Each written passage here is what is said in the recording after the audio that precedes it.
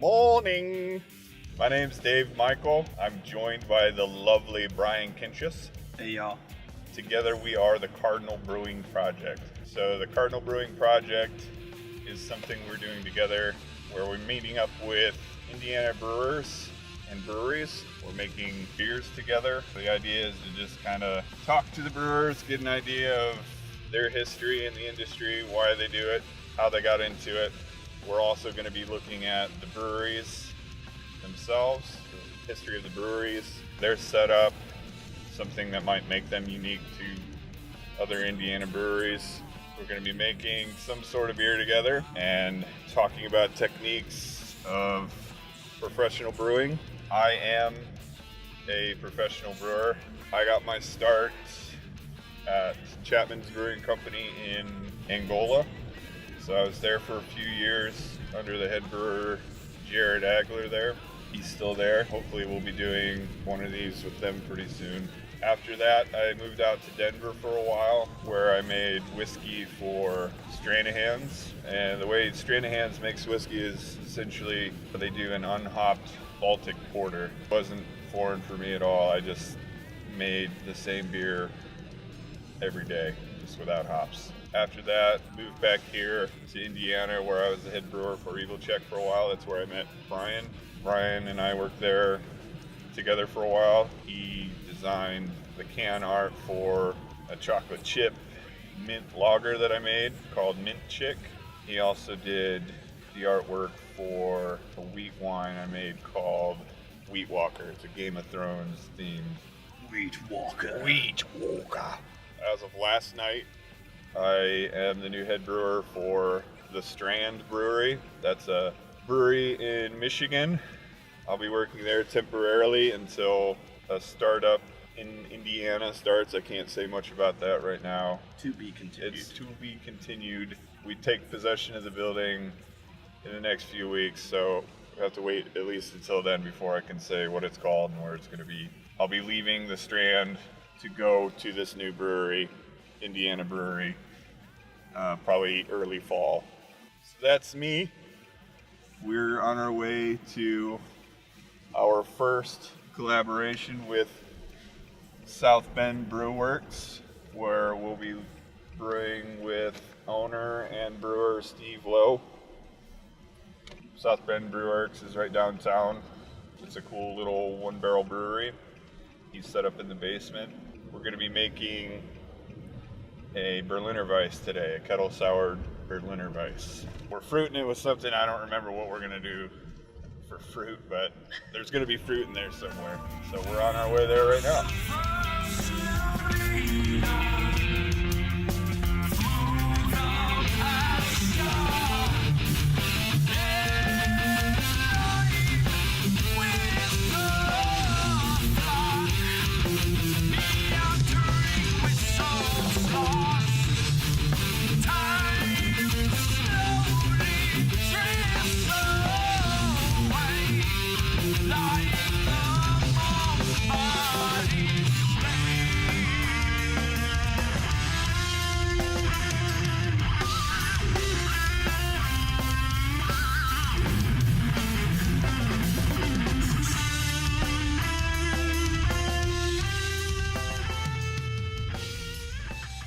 Morning. Morning. Welcome to South Bend Brew Werks. See you, man. Come on in.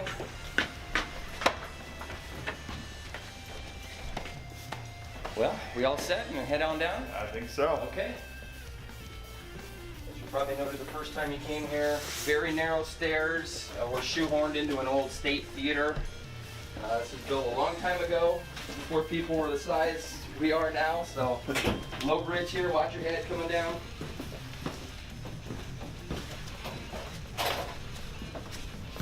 Watch your beard, Brian. Try not to get tangled. Thank you, sir. Ready to make some beer? Make some beer. All right.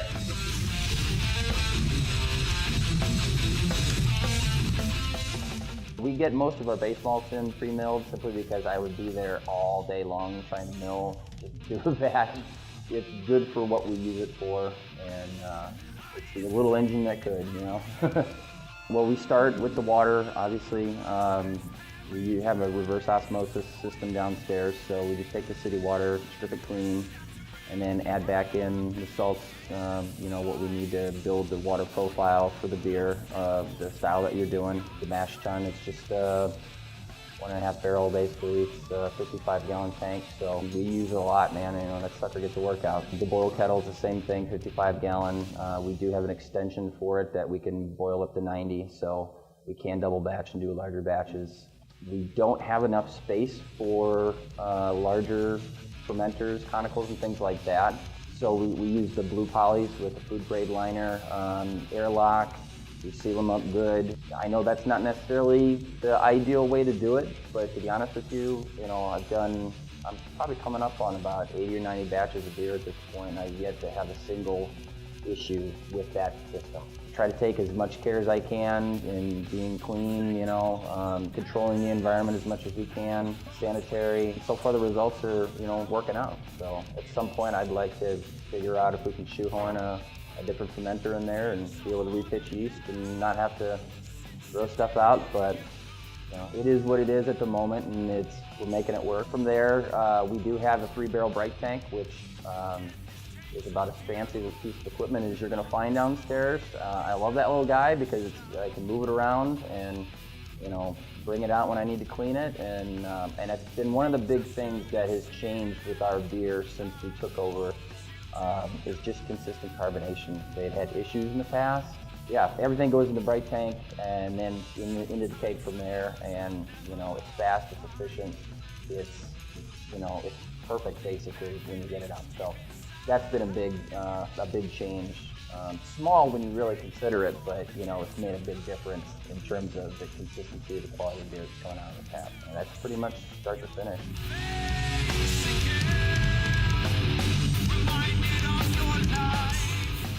Well, we're making a Berliner. I hadn't done a sour beer before. I'm glad that you came along and can kind of walk me through the process. As a new brewer, some techniques were a little intimidating. I didn't want to, just jump into them. I mean, sometimes I just jump in and try it, but that was one of those things where I wanted to have a little help, a little guidance.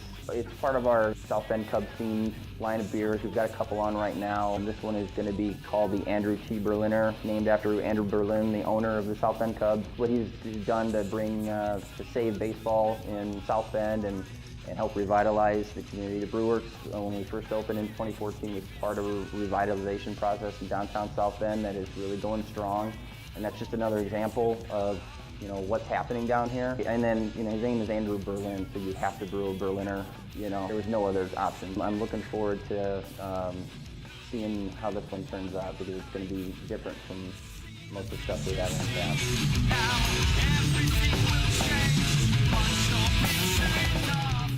My history with brewing basically started at the end of July of last year. I had not brewed at all. Previous owner, the guy we bought it off of, for some reason decided that my wife and I were the ones that he wanted to buy the place, and that included learning how to brew, kind of on a crash course. It's kind of a self-contained unit down there. It's kind of a one-man show. Once I got the equipment down, then it was a matter of learning the little tricks along the way to improve the process. And I think that's been one of the big differences lately is just more attention is being paid to the beer here.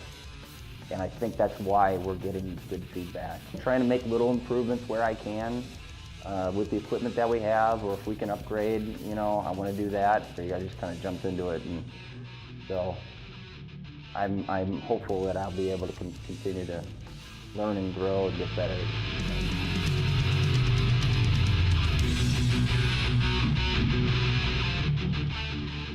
Why not beer, But specifically, I'm hanging out in the bar here with people, not knowing them from the time they walk in the door, and sharing a beer with them, and hearing their stories, where they're from, where they're going.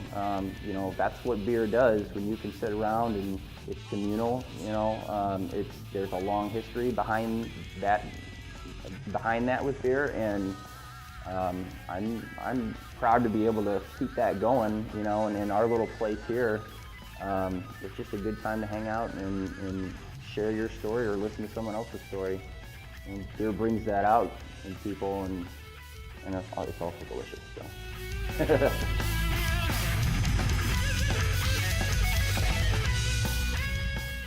So today we're making a kettle sour Berliner Weiss. So the way that I learned how to do it was just through a podcast on the Brewing Network called the Sour Hour.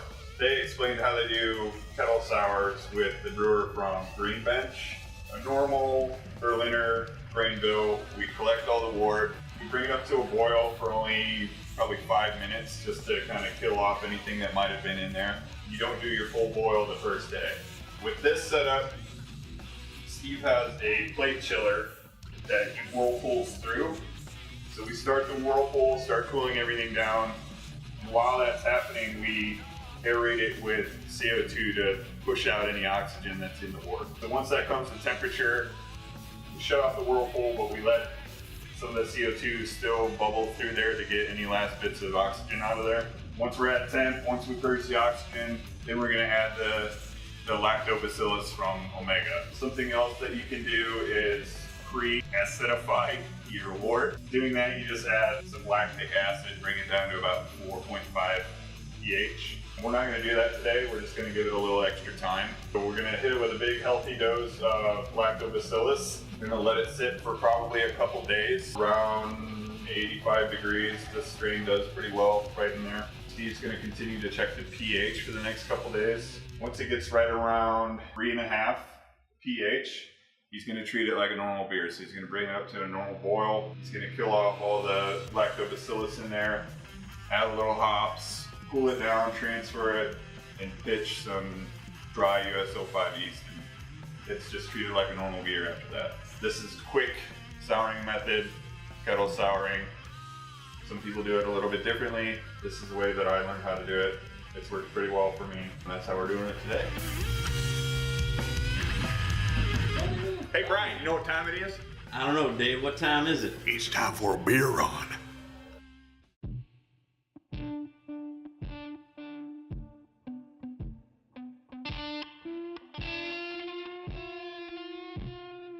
The finest beer to come out of the golden age of beers.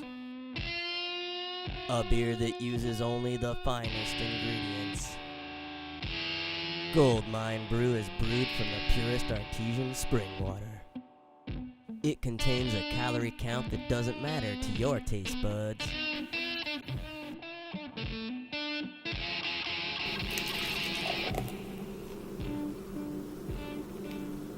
Goldmine Brew, the first quintuple cold filtered beer in its lifetime. Goldmine Brew, a beer brewed for the manliest of men, but appears elegant enough for every woman. Goldmine Brew, proud sponsor of the Professional Beer Pong League.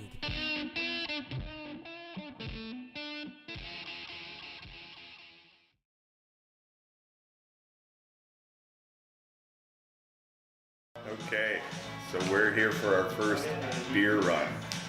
So Steve, tell us what we're drinking here. Today we are drinking the Stargazer. It's our flagship IPA at Brewworks. Citra hop-based IPA that I have to brew it all the time. I can't keep up with it. Mostly Citra hops, a little bit of Amarillo, but yeah, a nice big dry hop of Citra that gives it that nice citrusy juice. Let's get into this. Leave the best out of your salad, and then you get a choice of side. Sides of meat, and hummus, and chips, and everything here except for the.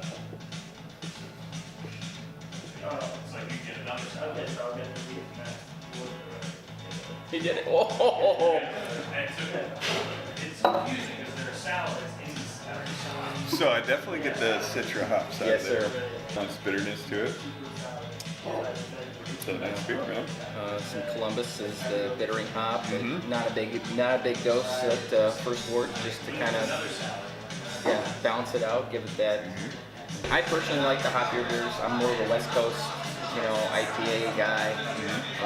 Most people that come here are looking for the citrusy stuff, which is why I did the hazy and just went. I mean, I know it's hot right now, but it went so fast. So, but I'll always go back to the higher IBU stuff when I just feel like drinking a beer. So. Well, this is a nice beer, Steve. Thanks. Cheers. Appreciate it. I think we're going to take a little bit more time on ours.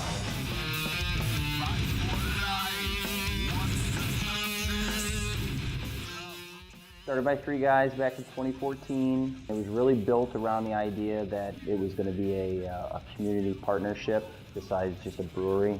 I think that's what really sets Brewworks apart. We have 3 community partners. Every time you buy a beer here, you get a bottle cap. You get to donate that back to one of those community partners. It represents, either 50 cents or a quarter.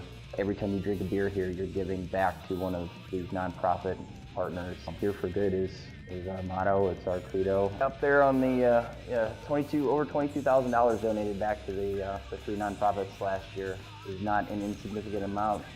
We have four community partners each month. We do a rotating 4th partner. So like this month's beer special is Logan Irish Red Ale for the Logan Center. Every year in March they do their Logan Nose On to raise money. That's a big part of how this place got started and what it's all about. And then the other part is just trying to make good beer. It's been 3 years of trial and error before we got started, my wife and I. And I've just been trying to take what they've done, and if I can improve on it, try to do that. Just try to make it as consistent as possible. And I think so far the results have been pretty good. Joel Miller from Heavenly Goat, he's the head brewer at Heavenly Goat. He was the original brewer here at Brewworks and got it started. We're still working with a lot of his stuff that he created for this place. So I feel indebted to him.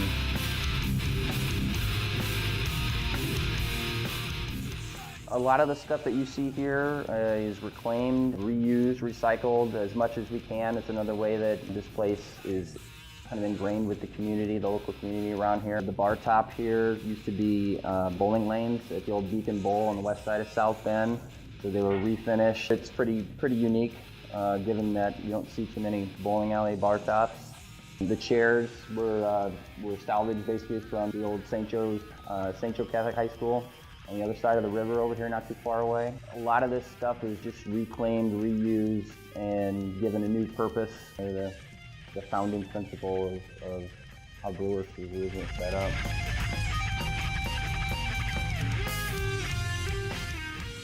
So every 2 months, we swap out for another local artist. We want local guys, local people, men and women, to show off their art in a way that maybe they hadn't had a chance to do so before, and then maybe even sell a little bit. The previous artist that was up last month, he ended up selling a few $100s worth of paintings off the walls, which, that all goes to them. We have a little arrangement with the artists that they take a portion of whatever they make from sales here and donate it back to a charity of their choice, just to kind of keep the theme, beer for good, art for good, stuff like that. And it's fun, it adds a little to the decor. The current artist is a lady named Martha. She's in her 70s, lives in the LaSalle building 2 blocks away from here. She's a great lady, got a lot of fun artwork we're happy to put up so they can come in here and see it up on a wall. It's inspiring and gratifying.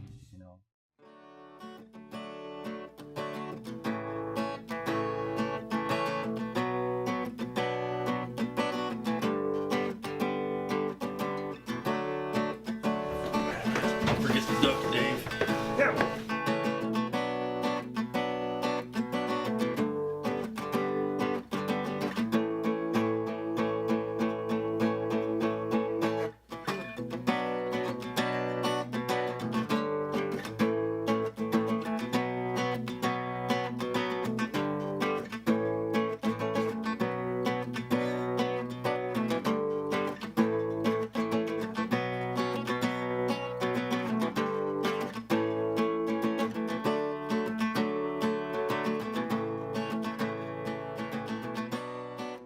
So that concludes our first episode of the Cardinal Brewing Project.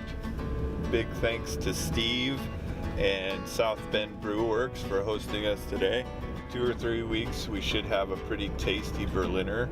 Still undecided on the fruit, but we'll be stopping back, picking out the fruit, making a decision, hopefully doing some tasting notes on that beer, in the future. What's a good like sign off? I don't know.